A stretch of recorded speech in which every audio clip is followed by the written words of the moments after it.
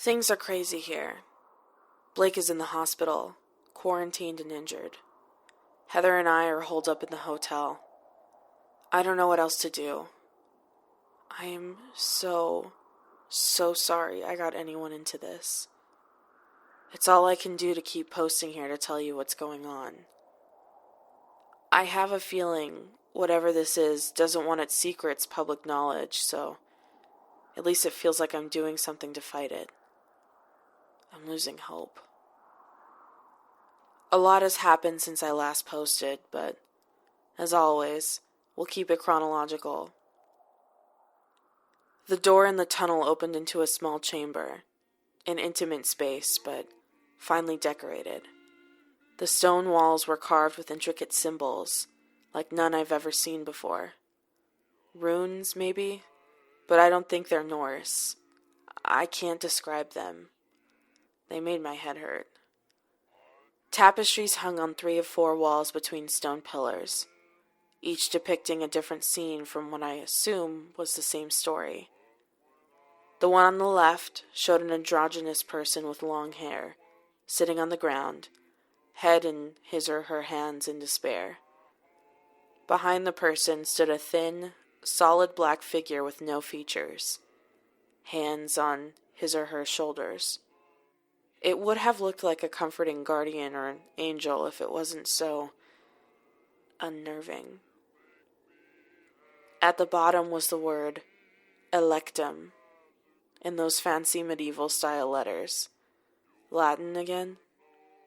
The second tapestry, across the chamber from the door, depicted that same androgynous person, only he or she was split vertically down the middle. The other half was replaced with the shadow figure, 2 halves to a whole. The hybrid creature had its arms outstretched, tendrils of darkness spiraling from its hands. Seemingly holy light shone down on it from above. The caption here was Lunctum. The last tapestry was to the right. It showed a crowd of people from behind, all on their knees, bowing to the black figure. The figure in the background was much larger than any of its worshippers in the foreground, and again, the heavenly light beamed down on it. The word was elatum. The gist of the last tapestry was easy to discern. The spread of the sickness, the masses on their knees. Donec totem impliet orbum, until it fills the whole world. The other 2 weren't so clear. Who was the person in despair? Did the person, half-shadow creature, imply taking someone over, or was it a partnership? Was this something that had already come to pass, or more of a prophecy? No way to tell at the time. Blake didn't even pause to look at the pictures. As soon as the door was open, he strode over to the record player in the corner that was blasting You Are My Sunshine. With one rough motion, he shoved the entire thing off the side table it sat on and let it smash against the floor. The song cut out with the scream of the needle against vinyl. Blake stared at it for a second, then brought a heavy, steel-toed boot down on the player. Wood and metal crunched beneath his foot. He picked up the record from the Rebel, a 1939 single of You Are My Sunshine by the Pine Ridge Boys, and snapped it neatly in half. I nodded. I was sick of it, too. Other than the tapestries and the record player, the chamber only held a podium at its center. 2 lit white candles stood on it, on either side of a black leather-bound book.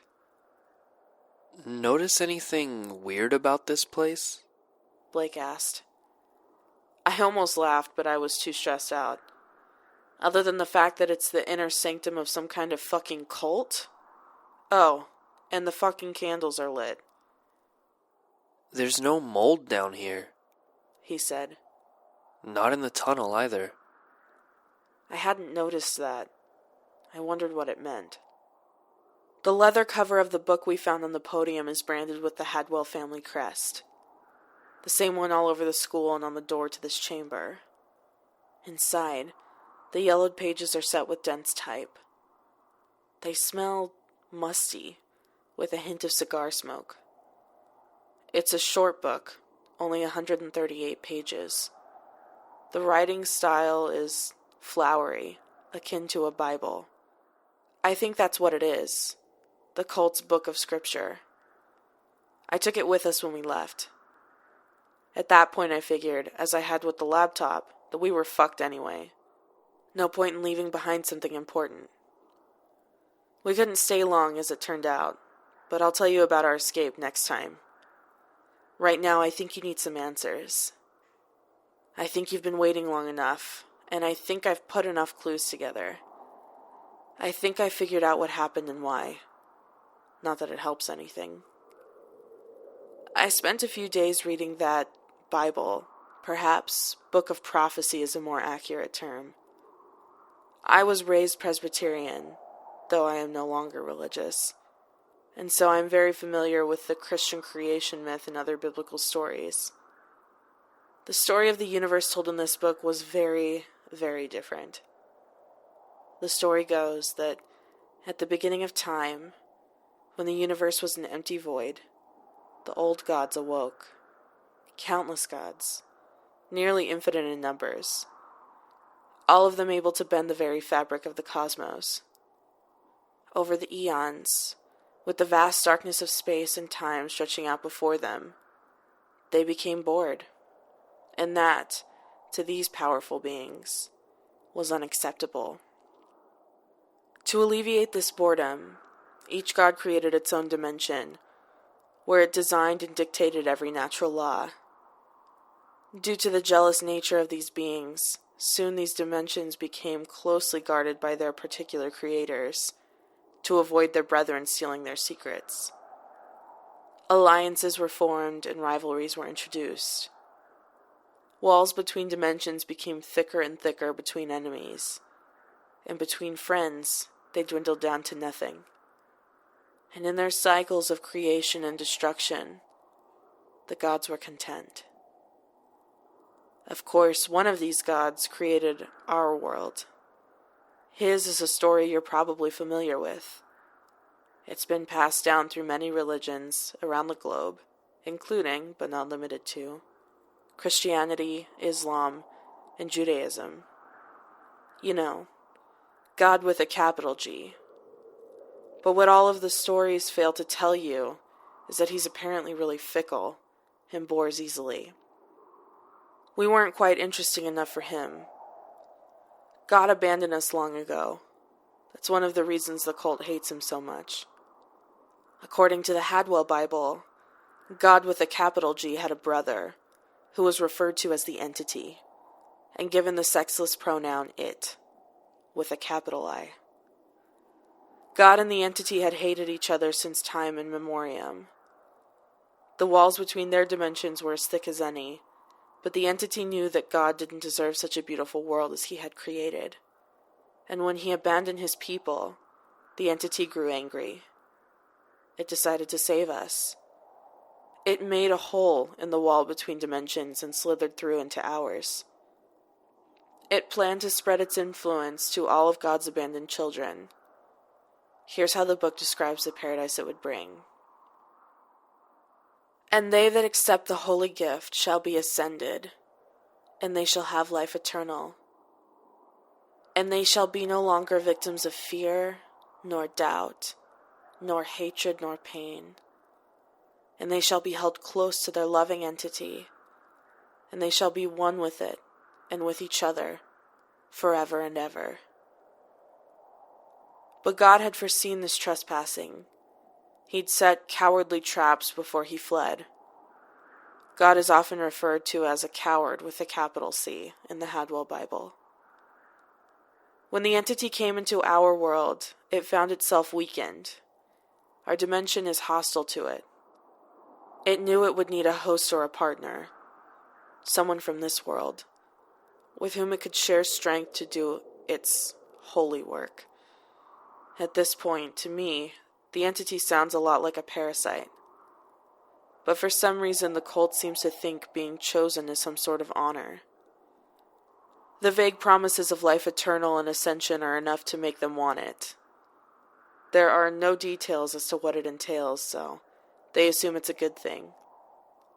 I think we've seen enough of this so-called process of ascension to know it's not. And so the entity bided its time in the cracks of our dimension, waiting for the right vessel to come along. The final section of the book is a detailed prophecy that mirrors the story told by the tapestries on the walls. A vessel will be chosen by the entity, where it will incubate and grow stronger.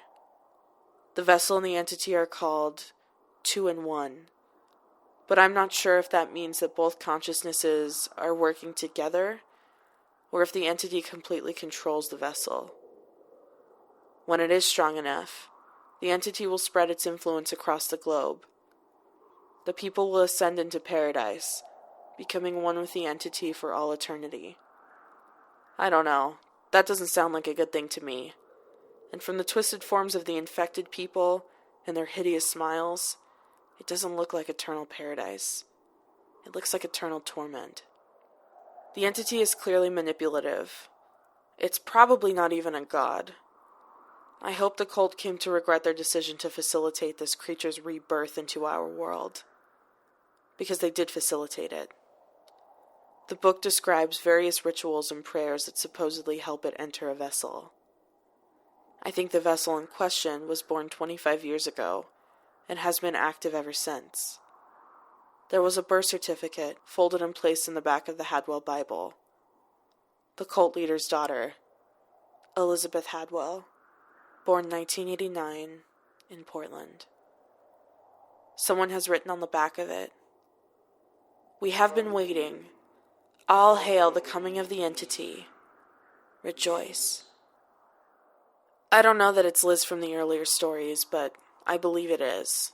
It makes sense that the infection started at the people closest to her. But the way she wrote in the Chicago series, how scared she seemed, how worried for Alan, how hopeless. Maybe she didn't know what she was carrying inside of her, which is so tragic. Then again, maybe she did. Maybe she's a villain, one who is very good at lying. I don't know. Why am I so sure it's Liz? The names might be a coincidence, but for the last week I was in contact with a man who referred to himself as the Voyager. Remember that Chicago number that texted me to go to the school? He said he wanted to help, and he was sure it was the Elizabeth we all knew, though he wouldn't tell me why. And I trusted him, because he seemed to know so much more about it than I did. He said he knew all of the people from the other series, Jess, Liz, Alan, Lisa, Alex. He said he even knew Z. Trusting him was just another mistake, on top of an enormous pile of the fuck-ups I've been making for the past month and a half. And now, thanks to me, Blake is injured. I can't type anymore right now. I'm not sure when the next blackout will happen, and I'm not sure how long Heather and I have been in this motel room. The calendar says it's been a week since I last posted on No Sleep, but that can't be right. It felt like a couple of days, max. We can only remember bits and pieces. She's suffering from the amnesia now too, which makes me hopeless. We're definitely infected. Don't come looking for us. I'll post again as soon as I can. I have this feeling the entity, doesn't want me to. It's gotten to me, I know it. It's part of me, even if I can't feel it. It's watching my world from behind my eyes, latched on and biding its time. I'm sick. The light hurts my eyes. I can't eat. I feel angry all the time, or hopeless. Then suddenly I'll be laughing, and Heather will be laughing, and we'll just be rolling on the ground in hysterics. 10 minutes later, we're sobbing. I hate it. Is there a cure? Is there a way to destroy it? Can I get it out of my head? How does one defeat a god?